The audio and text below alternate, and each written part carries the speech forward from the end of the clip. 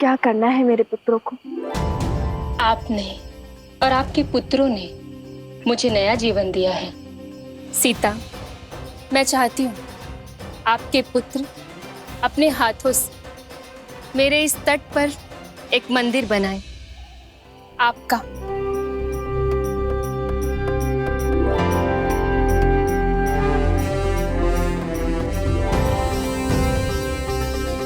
माता फल्गु चाहती हैं कि उनके तट पर वन देवी के मंदिर की स्थापना की जाए।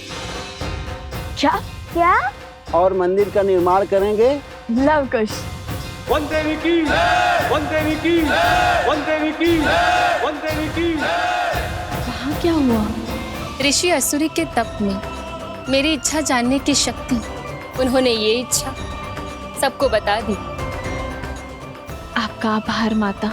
जो भी श्रद्धालु आपके मंदिर में आकर आपके दर्शन करेगा, उसे लव कुश जैसे ही संस्कारी पुत्रों की प्राप्ति हो।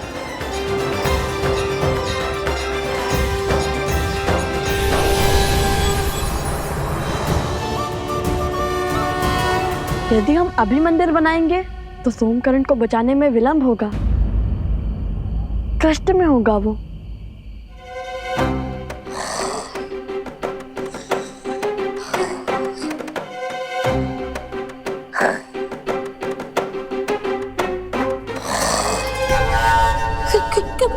कौन है?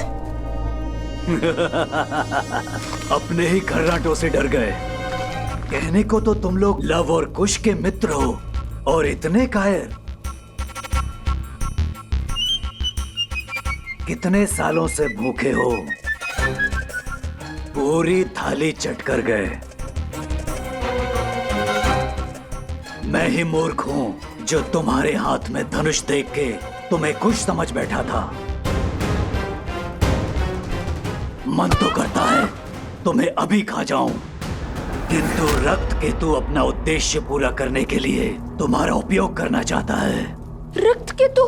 वो मायावी असुर जो रक्त बहने पर मरता नहीं है, बल्कि अपना रक्त बढ़ाता जाता है।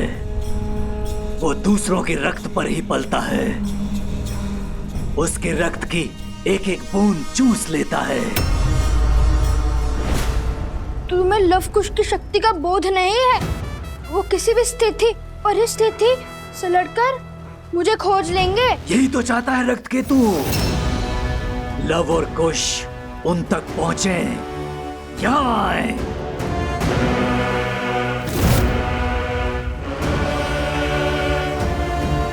चिंतित मत हो, इस मंदिर की स्थापना से धर्म की शक्ति बढ़ेगी और अधर्म दुर्बल होगा। कुछ ही क्षण में सूर्य उदय होगा और सूरज के पहली किरण के साथ मंदिर की स्थापना करके तुम दोनों प्रस्थान करोगे। जो आज्ञा ऋषिवर। जो आज्ञा ऋषिवर।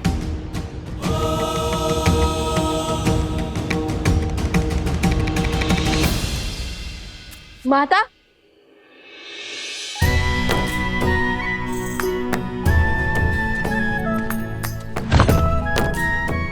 जानती है माता, देवी फल्गु ने हमें आपका मंदिर बनाने का आदेश दिया है।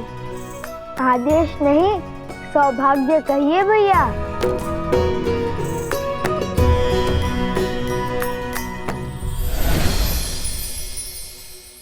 देखिए माता, महाराज जनक का तुनीर उन्होंने उपहार में दिया है हमें।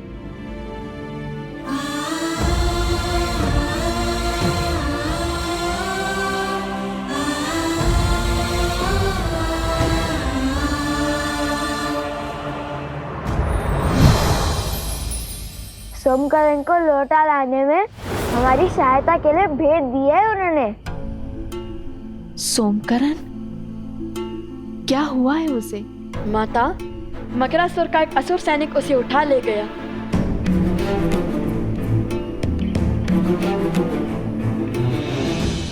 उसकी सहायता करना हमारा दायित्व है। चलो उसकी मदद करते हैं। उसकी कोई आवश्यकता नहीं है।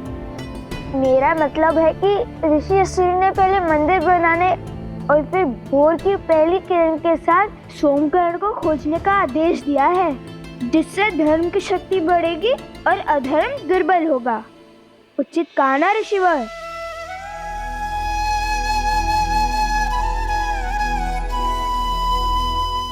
ऋषिवर सोमकरण? चिंतित ना हो देवी, लवकुश सोमकरण को अवश्य खोज लाएंगे, किंतु देवी फल्गु की इच्छा पूरी किए बिना उनका यहाँ से प्रस्थान अनुचित होगा। जैसी देवी फल्गु की इच्छा। आप विश्वास रखिए माता, कल भोर तक आपका मंदिर भी बन जाएगा और हम सोमकरण को लाने के लिए निकल चुके होंगे। कुछ नहीं होने देंगे हम सोमकरण को। वही तो है जो मेरी हर कथा पर 100% विश्वास करता है। ना कोई प्रश्न पूछता है और ना कोई उत्तर चाहता है। अपने परम मित्र को प्राण देकर भी बचाऊंगा मैं। अब मंदिर निर्माण करते हैं, तो ये कथा भी तो सोमकरण को सुनानी होगी ना।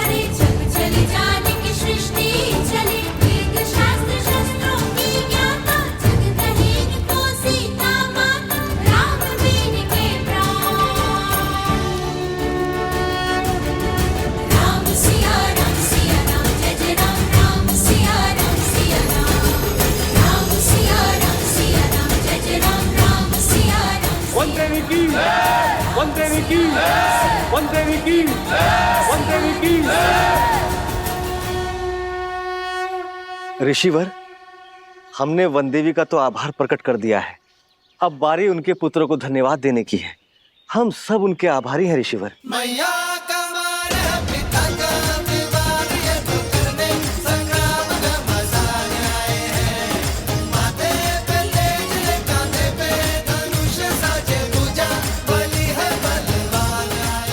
देख रहे हो भैया, पहले तुनीर, अब ये सीधा मंदिर। माता ने क्या कहा था कि धर्म के पथ पर धूप भी होती है और छांव भी। समझ गया।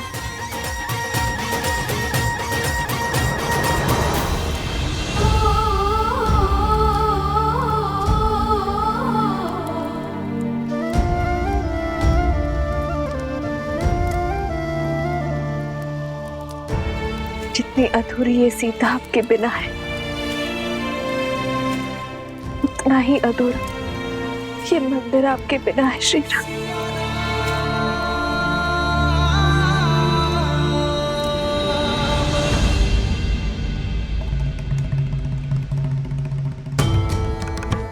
अपने अश्रु पोंछ लीजिए देवी। जब किसी महापुरुष या महान आत्मा के हृदय में कोई इच्छा जागृत होती है, तो न केवल उसके अपने सत्कर्म अपितु उसके अपनों के सत्कर्म भी मिलकर उस इच्छा को पूर्ण करने में एकजुट हो जाते हैं। अर्थात देवी सीता की इच्छा पूरी होगी? क्यों नहीं देवी। आने वाले समय में फाल्गु नदी एक तीर्थ स्थल के रूप में पहचानी जाएगी, जहां श्रद्धालु संसार भर से आएंगे और कुछ ही वर्षों पश्चात वन देवी के इस मंदिर में श्री राम की एक मूर्ति स्थापित होगी और फाल्गु में जिस स्थान पर देवी सीता ने तप किया था, वो सीता कुंड के नाम से विख्यात होगा। यहां आने से पापियों के पाप धुल जाएंगे और वो पवित्र होकर वैसे ही चमकेंगे जैसे तप करके देवी सीता ने फाल्गु को चमका दिया। किंतु लवकुश का क्या? अभी तो एक विपदा से बाहर निकले थे, फिर दूसरी की ओर चल पड़े हैं। देवी, मैंने आपसे पहले भी निवेदन किया था कि ऐसी परिस्थितियों में हमें धैर्य रखना चाहिए। रही बात सिया राम के पुत्रों की रक्षा की, तो उनकी रक्षा हेतु पहले स्वयं राजा जनक पधारे थे। अब देखते हैं कि ये कथा कौन सा नया मोड़ लेती है।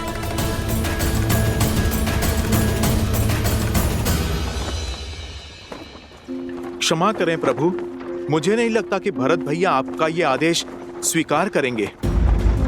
प्रभु, वो प्राण दे देंगे, किंतु आपके रहते वो अयोध्या का सिंहासन नहीं स्वीकारेंगे। भरत को मानना होगा हनुमान, क्योंकि ये उसके बड़े भाई का आग्रह है, अयोध्या के महाराज का संदेश है। भरत अयोध्या के साथ प्रतिबद्ध होगा। मैं स्वयं उसका राज्याभिषेक करूंगा।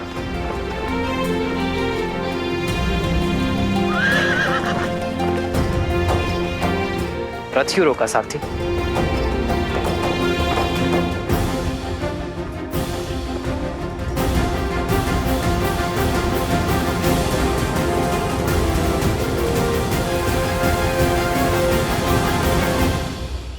निश्चिंत होकर जाइए माता, और हमारे लिए चिंतित न हो।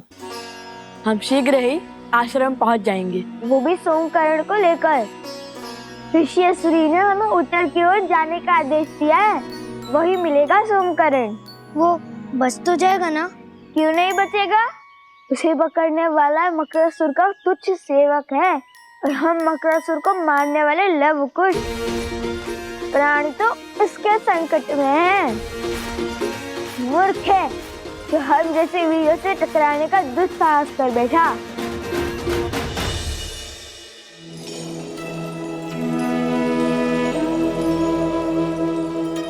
अपना ख्याल रखना। जी माता।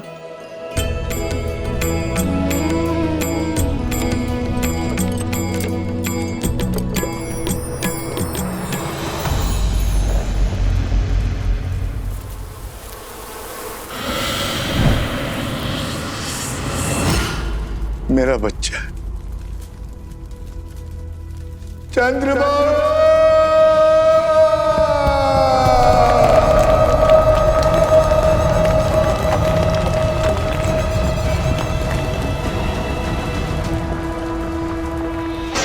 चंद्रबाबू,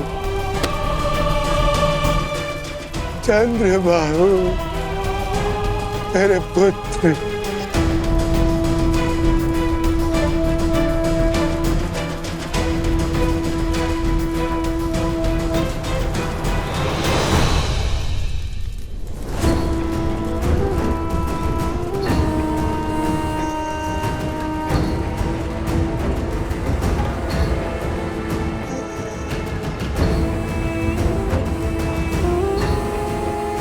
बहुत प्रसन्न होगी ना तुम? प्रसन्न होगी ना अपने पति को छलकर अपने पत्नी धर्म से विमुख होकर? अरे जिसके प्राण ले लिए उसके लिए विलाप का स्वांग क्यों? तुमने मारा है मेरे पुत्र को, तुमने। हाँ हाँ हाँ, मैंने मारा है उन्हें। मैं हूँ दोषी। मैंने ही उन्हें आंख बंद करके अपने पिता का अनुसरण करने दिया। कभी उन्हें धर्म का मूल्य नहीं समझाया, न्याय और सत्य का दर्पण नहीं दिखाया। हाँ, मैंने मारा है उन्हें। बस, जिस अधर्म की तुम दुहाई दे रही हो, देखती जाओ कैसे मेरे पुत्र की बलि धर्म और अधर्म के इस युद्ध में राक्षसों की ओर से अंतिम बलिदान होगी। मूर्ख मत बनिए, अपमान नहीं कर रही हूँ, आपको सत्य बता रही हूँ। आप चाहे कुछ भी कर लें, आपका पुत्र वापस लौट के नहीं आने वाला, और उनकी आत्मा को आपके झूठे धर्म की हार, धर्म की जीत से कोई अंतर नहीं पड़ता।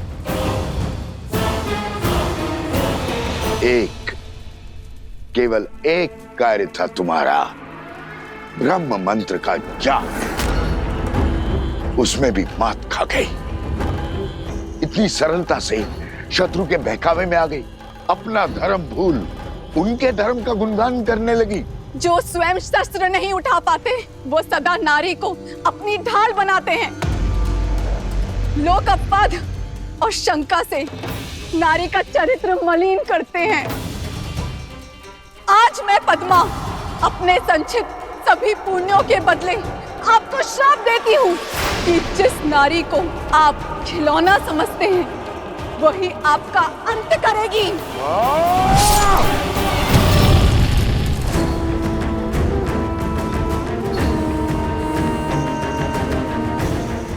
जिस नारी को आप खिलौना समझते हैं वही आपका अंत करेगी।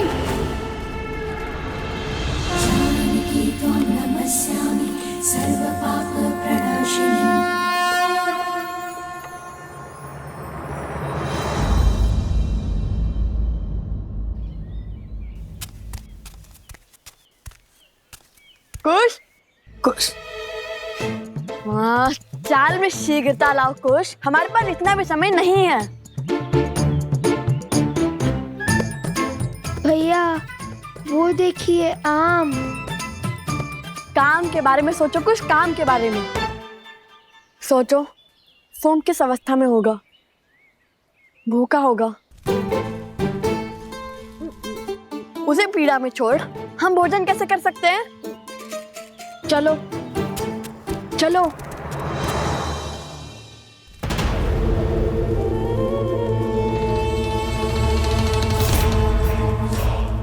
रक्त केतु,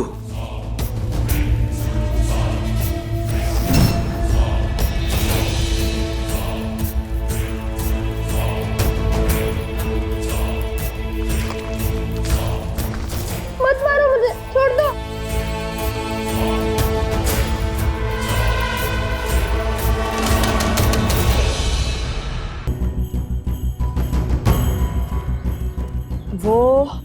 वो इस ओर गया होगा, क्योंकि अन्य दिशाओं में तो राजा श्री राम का राज्य फैला हुआ है। वो उसी ओर गया होगा। होगा नहीं भैया, होंगे। असुर भेड़ियों की भांति होते हैं, झुंड में घूमते हैं। पल में तो था ही, आपके साथ रहकर बुद्धि में भी निपुण हो गया हूँ मैं। तब तो वो किसी ऐसे राज्य में गए होंगे जहाँ अधर्म का वर्चस्व हो। तो उस राज्य के राजा को हमें हराना होगा भैया। जब उस राज्य का अंत करेंगे तब उस राज्य पर हमारा अधिकार हो जाएगा ना भैया। किंतु हम तो ऋषि पुत्र हैं, राजकुमार नहीं। तो हम इस राज्य का क्या करेंगे? हम वो राज्य श्री राम के चरणों में अर्पित कर देंगे। चलो शीघ्र चलते हैं। ये तो अति उत्तम विचार है भैया, किंतु अब तक तो कोई संकेत नहीं मिला। भैया ये तो सोमकरण का कुंडल है।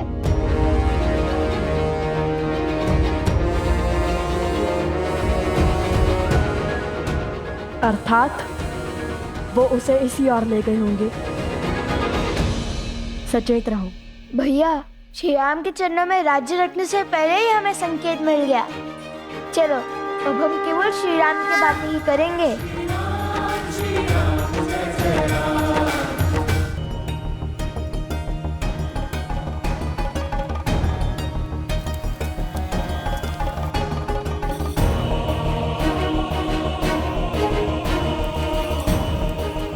महाराज की जय हो। ये यज्ञ कैसा है सुमंत? आपके भाई पितृ यज्ञ कर रहे हैं श्री राम।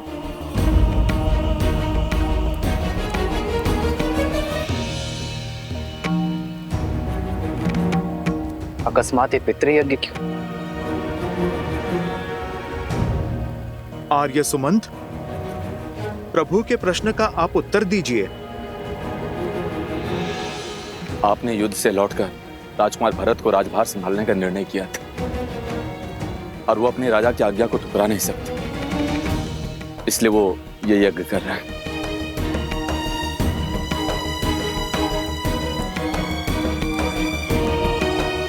पितृ यज्ञ से प्रभु का राजकाज छोड़ने का क्या अर्थ है?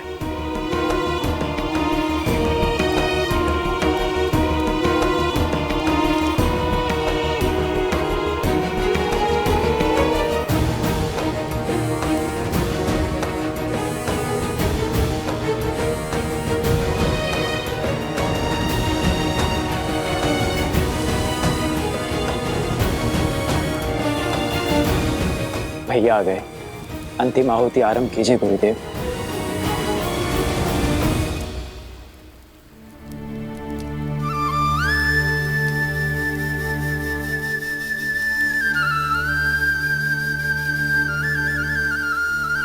भरत के इस निर्णय का मुझसे क्या संबंध?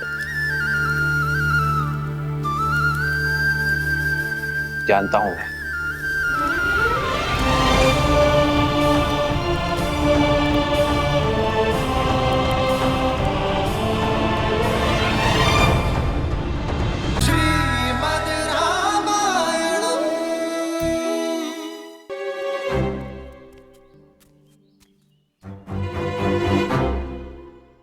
क्या हुआ? कोई संकेत मिला क्या? मिला, किंतु संकेत नहीं, प्रश्न। यदि ये युद्ध जीते तो राज्य श्री राम के चरणों में रख देंगे, है ना? हाँ। किंतु इतना कठिन कार्य हम करेंगे कैसे? राज्य में बसे घर, वन, उपवन, नदियाँ, गौशालाएं सब उठाकर कैसे धरेंगे श्री राम के आगे? चलिए, मान लीजिए हमने हनुमान जी की बातें राज्य को अपने कंधों पर उठा भी लिया, तो भी लेकर कैसे जाएंगे? और मान लो जैसे तैसे ले ही गए, तो क्या इस राज्य को अयोध्या के ऊपर ही रख देंगे क्या? ये प्रश्न भी श्री राम के लिए बचा के रखूं। हाँ, यही उचित रहेगा। कह देंगे कि हम तो प्रण से बंधे हैं, हम तो राज्य ले आए। अब आप बताइए, आपके चरणों को राज्य पे रखे या राज्य को आपके चरणों पे रखे? तुम क्या सच में इतने मूर्ख हो? नहीं, पर भूख से ध्यान भटकाने के लिए बात ही बना ली।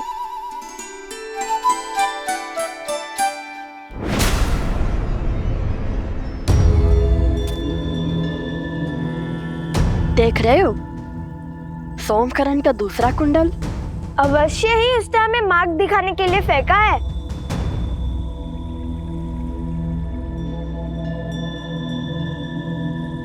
कुश! लव भैया, तुमसे भूल हुई है, मैं तो केवल एक ऋषि कुमार हूँ। भयभीत क्यों होते हो? ना मैं तुम्हें मारूंगा ना खाऊंगा। तुम मनुष्य को खाते हो? एक बार मेरी ओर देखो तो सही, जान जाओगे कि मैं क्या क्या खाता हूँ और क्या क्या करता हूँ।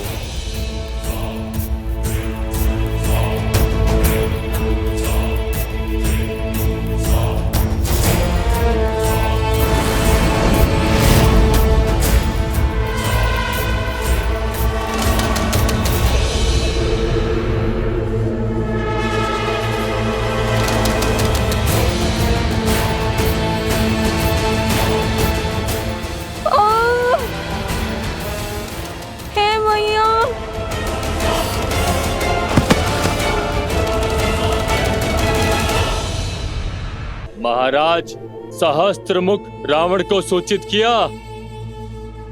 आने दो उन्हें और देखने दो रक्त केतु की शक्ति। जो कार्य तुम्हारा मूर्ख मकरासुर नहीं कर पाया वो मैं करूंगा। लवकुश को अब तक इसके कुंडल मिल गए होंगे, शीघ्र वो यहाँ आएंगे और इस मायावी गुफा में लुप्त हो जाएंगे।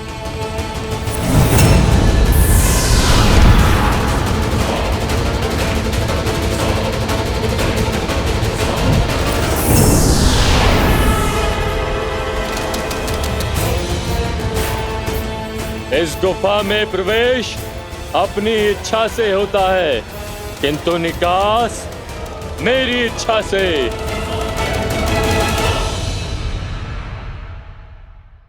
लो भैया, लो। इतना क्यों चिल्लाते हो? ये देखो,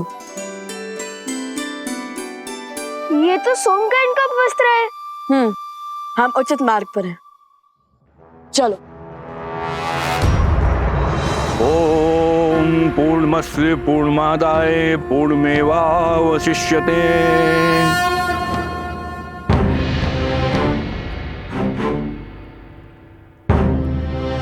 मेरे साथ बोलिए। आदरणीय पूर्वजों, आदरणीय पूर्वजों, पंचद्रव्य की यह अंतिम आहुति स्वीकार कीजिए। पंचद्रव्य की अंतिम आहुति स्वीकार करें। हम इसे सच्चे मन और सम्मान के साथ आपको अर्पित करते हैं। मैं इसे सच्चे मन और सम्मान के साथ आपको अर्पित करता हूँ। इसे ग्रहण करें। इसे ग्रहण करें। पितृ इस दुविधा में कैसे सहायक होंगे?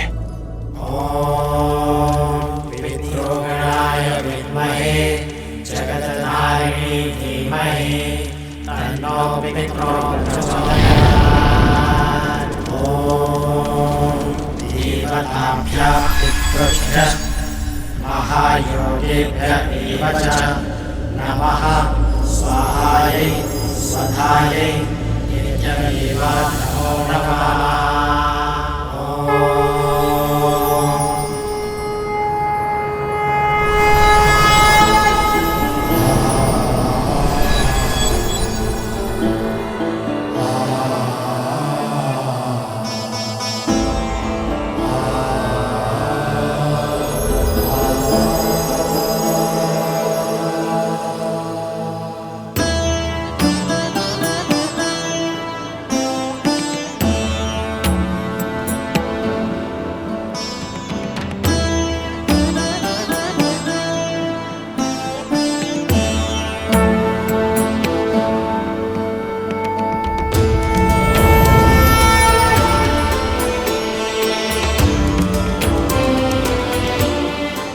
महाराज दशरथ, महाराज अज, महाराज दिलीप, महाराज रघु और सभी इक्ष्वाकु पूर्वजों, अपने वंशजों की प्रार्थना सुनने के लिए धन्यवाद। आपके कुल को आपके मार्गदर्शन की आवश्यकता है।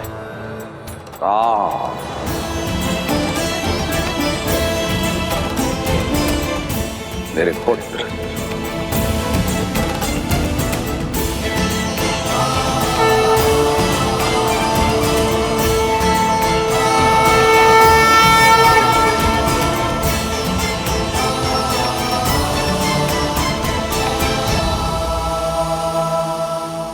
प्रणिपात पिताश्री।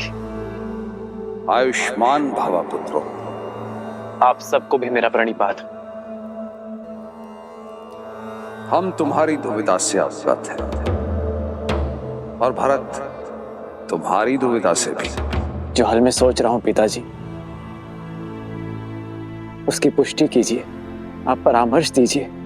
इसमें कोई संदेह नहीं कि भरत शासन संभालने के योग्य है और भारत के शासन में अयोध्या एक श्रेष्ठ राज्य बन सकता है। किंतु इस समय आर्यवर्त को उसकी आवश्यकता है जिसने अयोध्या की सीमा के पार जाकर सुदूर दक्षिण तक धर्म और मर्यादा का प्रसार किया है, जिसने वानर जाति को प्रशिक्षित कर इस योग्य बनाया कि वो अधर्मी असुरों को पराजित कर सके। आज अयोध्या को आवश्यकता है धर्म की स्थापना करने वाले राम की। राज्य को प्रगति देना और अपने पूर्वजों को गति देना तुम्हारा कर्तव्य है राम। यदि राम और उसके पुत्र अयोध्या के सिंहासन पर नहीं बैठेंगे तो रघुकुल का सम्मान और हमारा मान तुम्हें हो जाएगा। श्री राम श्री राम श्री राम। हम तुम्हारे सभी पूर्वज गति नहीं पा पाएंगे पुत्र राम। हमने तो तुम्हें उचित मार्ग दिखा दिया, अब उस पर चलना ना चलना तुम्हारा चयन है।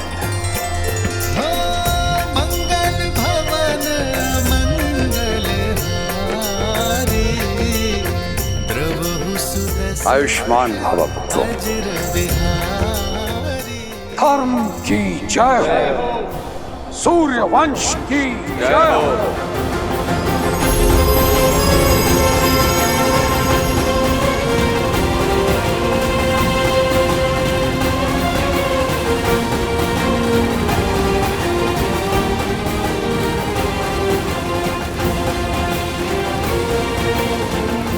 भैया,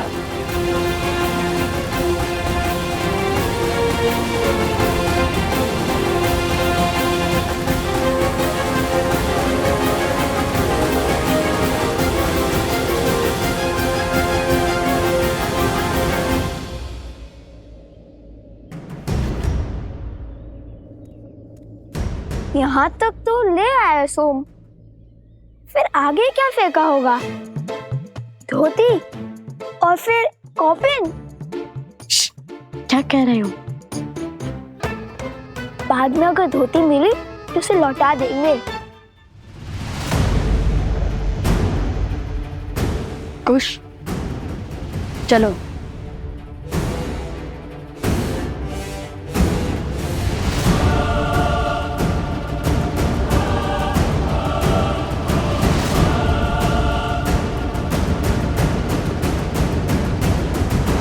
जानता हूं कि तुम परिस्थितियों के पाश में उलझे हुए हो राम, किंतु मनुष्य को अनगिनत कर्तव्यों में से सदा सबसे पहले सबसे महत्वपूर्ण कर्तव्य को प्राथमिकता देनी चाहिए। जो सबसे आवश्यक है वो दायित्व निभाना चाहिए। ये पितृयज्ञ करवाकर भरत ने मुझे अपना कर्तव्य स्मरण करवा दिया आचार्य। मनुष्य का हर कर्तव्य पुत्र शब्द में छुपा है।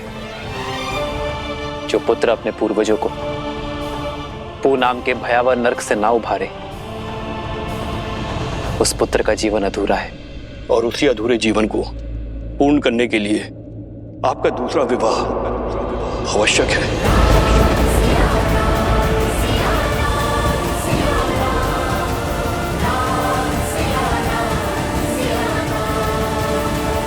यदि आपने अयोध्या के सिंहासन का त्याग किया तो प्रजा और पूर्वज दोनों के हृदय को दुख पहुंचेगा। मेरे कथन पर विचार करना राम।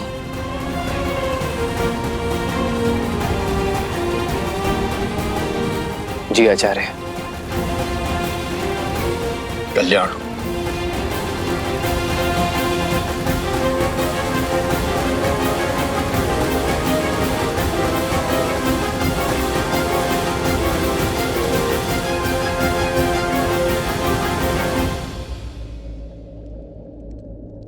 प्रभु, संसार को उभारने वाले प्रभु श्री राम आज स्वयं किस धर्म संकट में फंस गए हैं?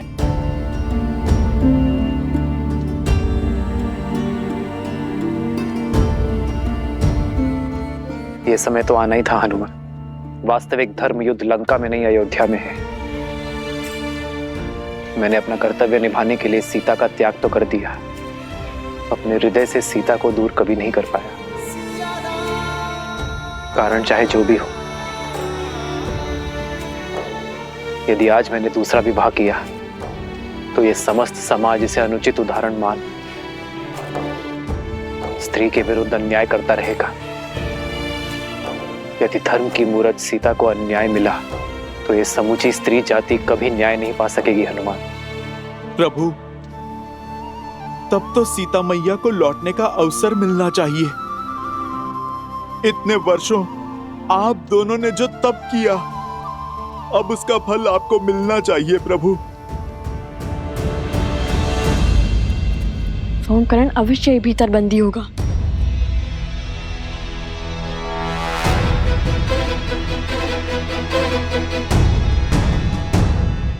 प्रभु,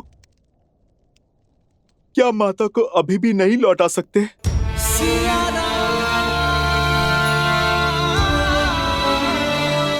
अभी भी असुर और असुरी सोच जीवित है हनुमान। अधर्म को जड़ से निकालने में अब भी समय है। हमारी छोटी सी भूल लोक अपवाद की चिंगारी को भड़का सकती है।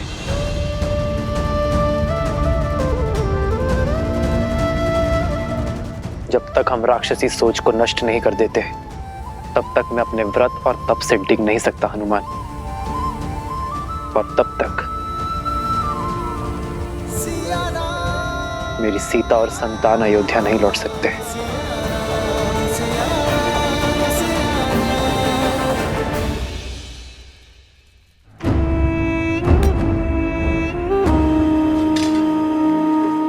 चाटुकारिता करके चार पग भी आगे नहीं बढ़ पाओगे। उठो और क्रोधित मत करो मुझे। सिंह समझकर बकरी उठा लाए हो मूर्ख। भूल तो हुई है, फिर सोचा ले आए ही हैं तो उन तक पहुंचने की सीढ़ी ही बना लेंगे। अद्भुत। अब तनिक मकरासुर की योजना स्मरण कराना मुझे। मौन क्यों हो? बोलो। सीता को बंदी बनाकर लव और कुश को अपने पास बुलाएंगे। यही तो समस्या है असुरों की। अहंकार में चूर होकर बुद्धि से ही मुख मोड़ लेते हैं, विवेक का उपयोग ही नहीं करते। बस, मैं कोई साधारण असुर नहीं हूं जो संसार से दूर नदी के तल में जीवन बिता रहा हूं। मैं रक्त केतु हूं जो आज उन बालकों का संहार करेगा, आपके भ्रम को तोड़ेगा। इस मायावी गुफा में एक बार प्रवेश किया तो निकल नहीं पाएंगे वो दोनों, और इस गुफा को बिना दिव्य अस्त्र के भेदना असंभव है। शत्रु पर वार करने से पहले उसकी पहचान जान लेना आवश्यक है, रक्तकेतु।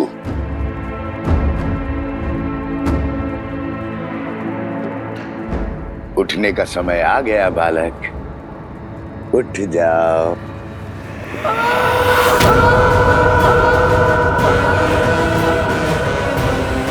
ये तो सोमकरण की ध्वनि है। कुश, वो अवश्य ही भीतर है। तो उस ओर जाकर देखो, और हाँ, केवल संकेत की भाषा में बात करना।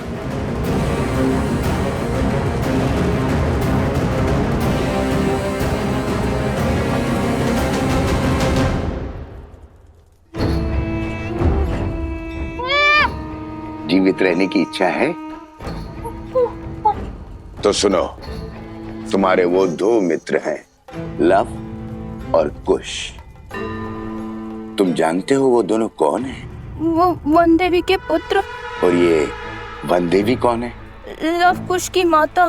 केवल लव कुश की माता नहीं, मूर्ख बालक, श्री राम की अर्धांगिनी, अयोध्या की महारानी है वो। सीता है वो, सीता।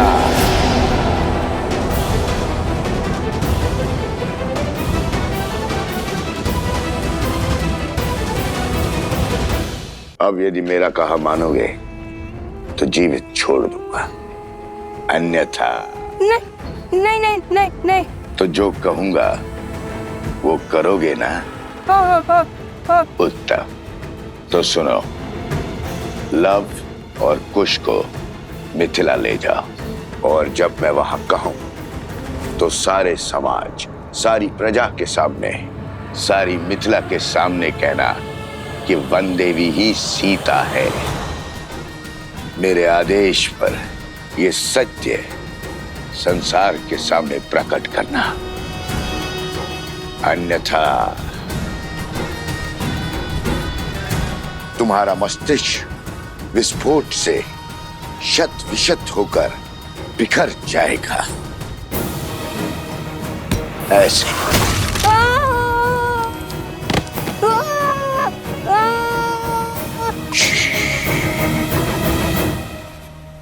चिल्लाओ मत। सोमकर, जा, तुम मुक्त हुए। जैसा कहा वैसा ही करना। जाओ।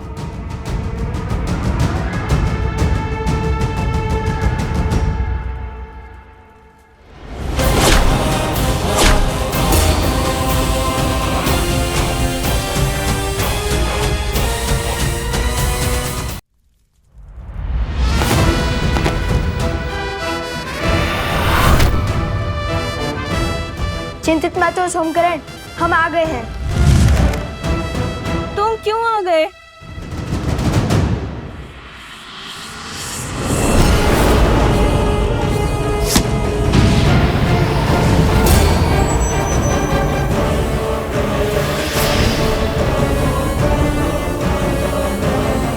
मेरी गुफा को भेज दिया, ये कैसे संभव है? जो धर्म के मार्ग पर चलते हैं धर्म स्वयं उनकी सहायता करता है। तुम्हारे इस मायावी गुफा को भेदने के लिए महाराज जनक सहायता दे चुके हैं और ये उनके दिव्य तुनीर से निकला हुआ दिव्यास्त्र है।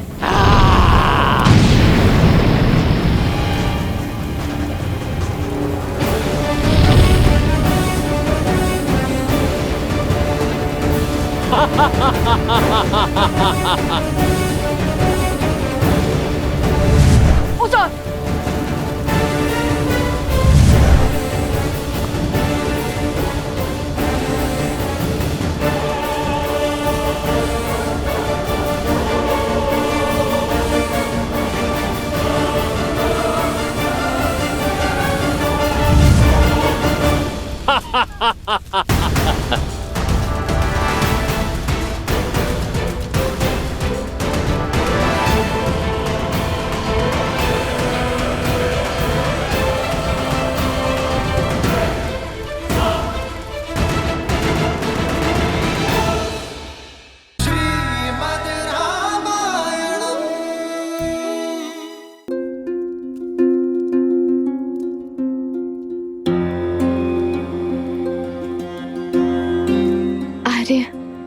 हमारे पुत्रों में संस्कार बिल्कुल वैसे आए हैं जैसे आप चाहते थे।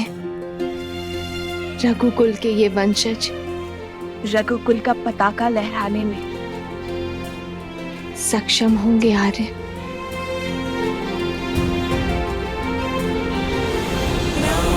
सिया राम जय जय राम राम सिया राम सिया राम। मुझे इस धर्म संकट से निकालो सीते। सिया राम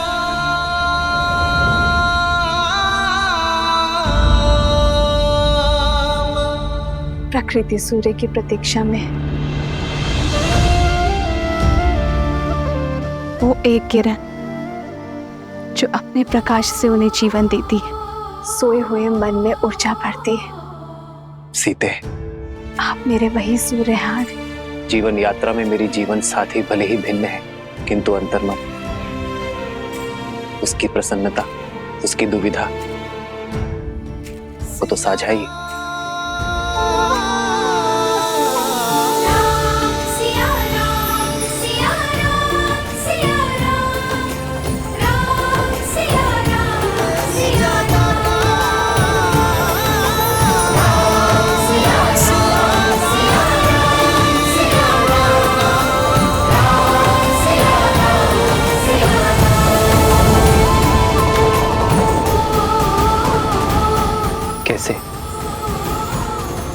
कैसे भूल गया मैं सीते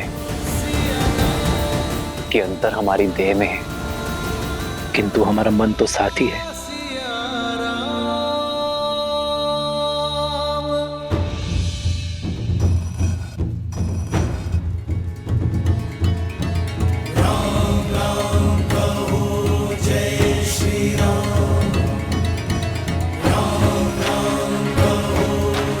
परंतु भैया, आपको कैसे पता कि भीतर ऐसी माया है? जब मार्ग में कोई रोकने वाला ना हो तो समझ जाना चाहिए कि कोई आपको वहीं लाना चाहता है। गुफा के प्रवेश द्वार पर न कोई सैनिक या फिर कोई सुरक्षा न देखकर मुझे कुछ अनिष्ट प्रतीत हुआ। जैसे हम मकरासुर के जाल में फंसे थे, वैसे ही यहाँ भी फंस सकते थे। ओमकरण के उपवस्त्र और कुंदन भी असुरों ने ही रखे थे ताकि हम इस गुफा में आए। अद्भुत! राजकुमार जैसी सोच और कौशल भी वैसा ही। कहीं नहीं जा सकोगे।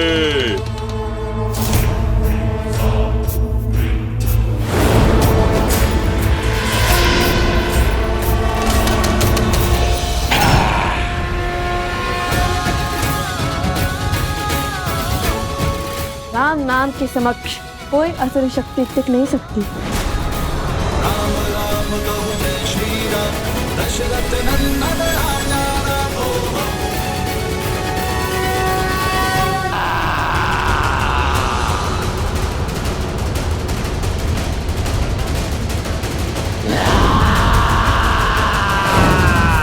जय श्री राम।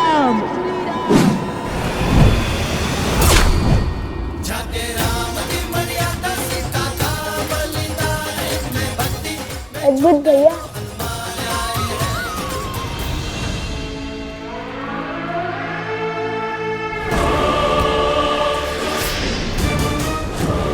लव और कुश को मिथिला ले जाओ। सारी मिथिला के सामने कहना कि वन देवी ही सीता है।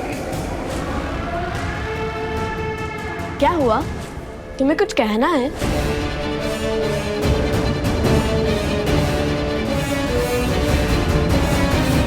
नहीं।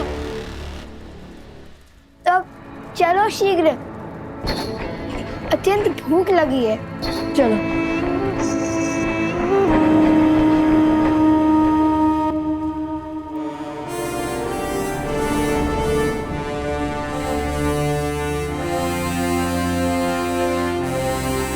अश्वमेध यज्ञ की तैयारी आरंभ की जाएगी।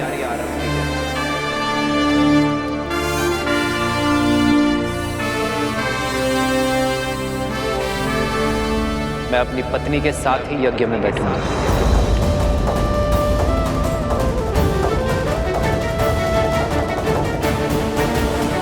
अर्थात भैया दूसरा विवाह करेंगे। प्रभु, एक बार पुनः लोगों के मन में श्री राम के निर्णय को लेके प्रश्न उठ रहे हैं। जिस प्रकार अग्नि में प्रकाश और अंधकार दोनों ही तत्व व्याप्त होते हैं, उसी प्रकार मनुष्य के आत्म तत्व में सत्व और तमस दोनों ही गुण विराजमान होते हैं। जहां एक और सत्व प्रकाश और संतोष का द्योतक होता है, वहीं दूसरी ओर तमस अंधकार और असंतोष का प्रतीक है। जिस प्रकार अग्नि स्वभाव से चंचल होती है और वायु के तनिक से संचार से फैल जाती है, उसी प्रकार मनुष्य का आत्म तत्व अर्थात उसका मन भी सदा चंचल रहता है और तृप्ति अतृप्ति, संतोष असंतोष के मध्य झूलता रहता है। किंतु समाज में स्थिरता लाने का कोई तो उपाय होगा ना महादेव? यह समाज तभी स्थिर होगा देवी, जब ये श्री राम की शरण को पूर्णतः स्वीकार कर लेगा, जब ये श्री राम के प्रत्येक निर्णय को अपना सत्य, अपना धर्म मानेगा। परंतु उसका समय अभी आया नहीं है। देखा नहीं आपने, जैसे ही नगर जनों ने यह समाचार सुना कि उनकी अयोध्या नगरी में अश्वमेध यज्ञ का आयोजन होने जा रहा है, जहां उनके राजा श्री राम अपनी पत्नी सहित यज्ञ में यजमान होंगे, तो क्षण भर में ही कितनी ही बातें होना प्रारंभ हो गई।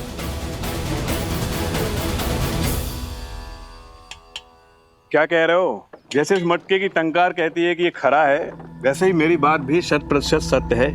महाराज राम ने भरी सभा में घोषित किया है वो यज्ञ में अपनी पत्नी के साथ बैठेंगे। आप सही कह रहे हैं। लगता है राजकुमारों ने महाराज को दूसरी विवाह के लिए मना लिया है। वैसे उचित ही हुआ है। समाज में ना पत्नी के बिना घर पूरा होता है, ना महारानी के बिना राज्य। उचित ही कह रहे। ये लो बंधु। सुनिए, भोजन तैयार है, आइए भोजन कर लीजिए। अरे भाग्यवान, भोजन छोड़ो, पेट तो हमारा बातों से ही भर गया। तुम नहीं जानती, समस्त नागरिकों में चर्चा है महाराज श्री राम दूसरा विवाह करने जा रहे हैं। क्या? फिर से कहो। हाँ, अपने कानों से सुनकर आई हूँ।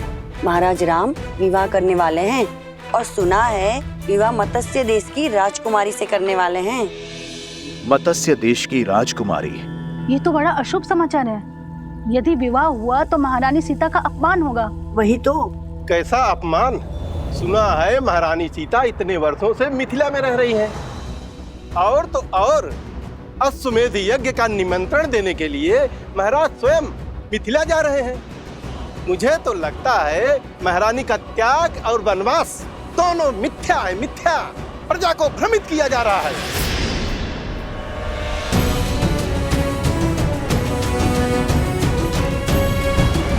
तुम्हारी सोच की भांति तुम्हें मिठाई भी भ्रष्ट है। हमारे राजा राम को झूठा कह रहे हो?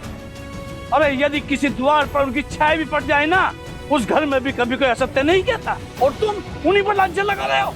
बहिष्कार करो, बहिष्कार करो, बहिष्कार करो, बहिष्कार करो। बहिष्कार करने से पहले इसको इसके पापों का पुरस्कार तो मिलना चाहिए।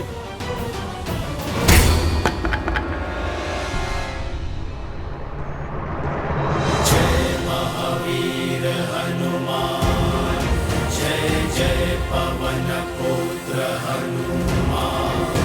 क्या बात है, पहले लोप अपवाद था और अब बात हिंसा तक आ गई। बस करो, वाद विवाद ठीक है, किंतु राम राज में हिंसा के लिए कोई स्थान नहीं है। फिर चाहे वो प्रभु श्री राम के समर्थक ही क्यों ना हो। प्रभु का पथ तो न्याय और धर्म का है। तो ये कारण है संकट मोचन हनुमान के मुख पर संकट के भाव का। प्रभु, मैं जानता हूं कि आपने मुझे वेश बदलकर प्रजा के बीच इसलिए भेजा ताकि समाज में हो रही हर एक बात बिना किसी आवरण के आप तक पहुंचे प्रभु। परंतु प्रभु, किंतु तुम ये काज पुनः नहीं करना चाहते।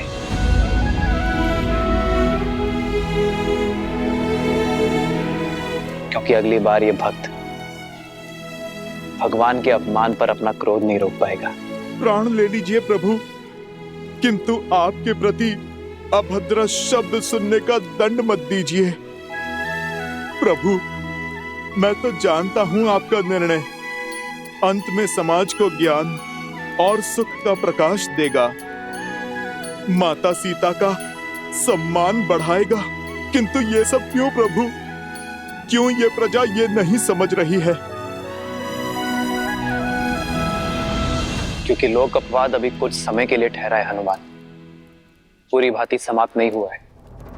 संदेह था मुझे कि ये राक्षसी शक्तियां अश्वमेध यज्ञ के मेरे घोषणा के पश्चात पुनः प्रभावशाली होंगी। किसी अच्छे गुण को संजोने में,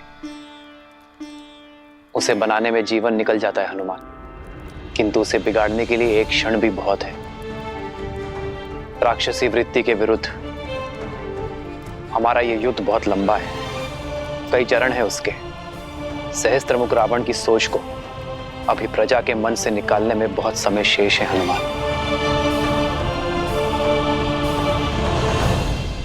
बहुत शुभ समाचार लाए हो भानासुर।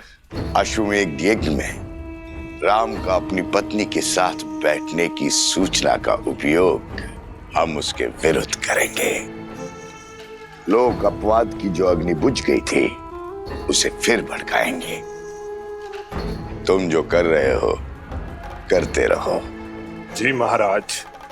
और मैं पूरी अयोध्या को यह विश्वास दिलाऊंगा कि उनके नर रूपी नारायण राजा राम केवल एक धूर्त राजनेता है। सीताराम। और सब तुम्हारी भांति पवित्र और निस्वार्थ तो नहीं होते ना हनुमान, जिन पर विकारों का प्रभाव ना हो। मानव मन अति चंचल होता है हनुमान। जिस प्रकार गर्भ में सोए अबोध शिशु की लात माता आनंद से सह लेती है, उसी प्रकार प्रजा की भूल होने पर एक राजा को क्रोधित होने का अधिकार नहीं है। यह अश्वमेध यज्ञ मेरी प्रसिद्धि के लिए नहीं, अयोध्या के कल्याण के लिए है। हमें राक्षस और राक्षसी सोच को अयोध्या से भगाना है। इस यज्ञ के पूर्ण होने पर कोई भी आसुर या आसुरी शक्ति अयोध्या में छुपकर नहीं बैठ पाएगी।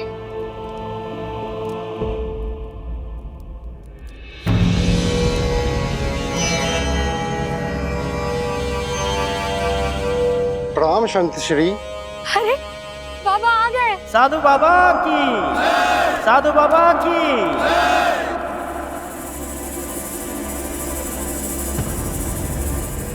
लोक अपवाद की जो अग्नि बुझ गई थी उसे फिर भड़काएंगे। तुम जो कर रहे हो करते रहो।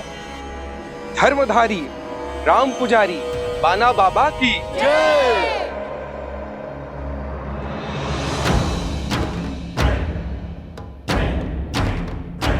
मैं अपने तपोबल से ये समझ चुका हूं, महाराज राम जिस मर्यादा, जिस धर्म की बात करते हैं वही सत्य है। धर्म के मार्ग में अनेकों असत्य सुनाई देते हैं, दिखाई देते हैं। उससे बचने के लिए मैं आज से ये पट्टी बांधकर हर मार्ग से निकलूंगा। राम राज्य का हित श्री राम की बताई हुई बातों में है। हम सब श्री राम की पूजा करते हैं क्योंकि उन्होंने धर्म के लिए अपनी पत्नी तक का त्याग कर दिया। परंतु यदि महाराज उस त्यागी हुई सीता को पुनः अयोध्या ले आएंगे तो वो त्याग नहीं, छल होगा। अब अयोध्या में उस त्यागी हुई सीता के लिए कोई स्थान नहीं। अब कोई मर्यादा को भंग करने का दुस्साहस नहीं करेगा। बिल्कुल उचित कहा बाबा जी, ये तो हमारी भावनाओं के साथ छल होगा। रामधारी राम पुजारी बाबा की जय। रामधारी राम पुजारी बाबा की जय। रामधारी राम पुजारी बाबा की जय। आइए सब बाबा का आशीर्वाद लीजिए।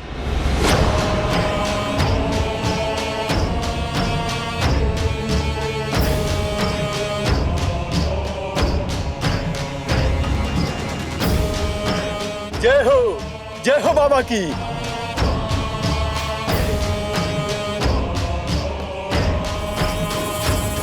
जय हो बाबा जी की, जय हो बाबा जी की।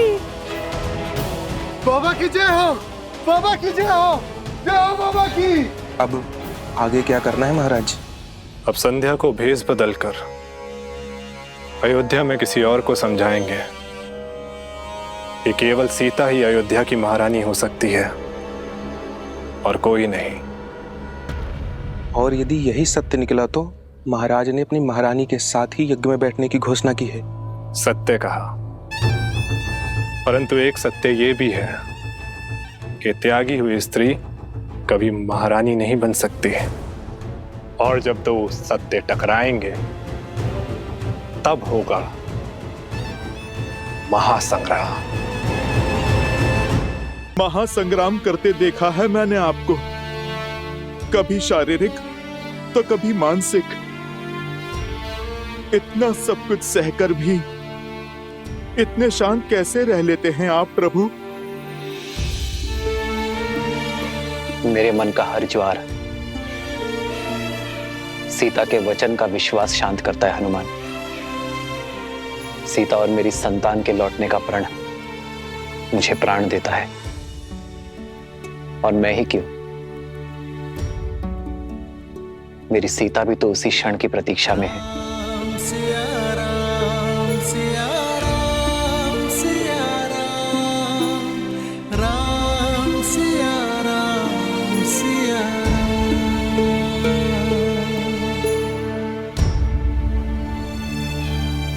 चिंता ना करें वन देवी, लवकुश आते ही होंगे।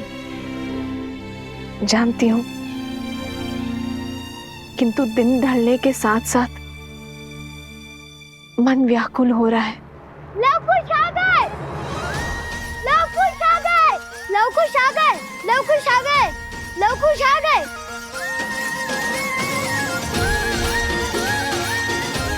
लवकुश की जय, लवकुश की जय, लवकुश की जय, लवकुश की जय, लवकुश की जय, लवकुश की जय, लवकुश की जय, लवकुश की जय।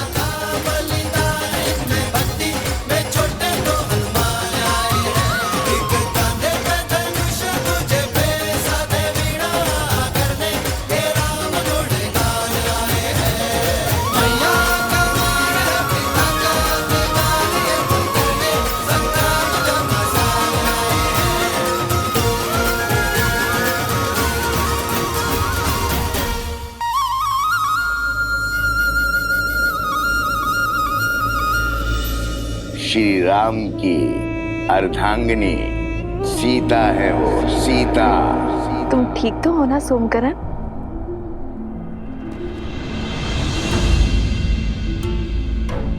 ये क्या कर रहे हो सोमकरण? उठो। ऐसे प्रणाम केवल गुरुजनों को किया जाता है। मैं वो आपको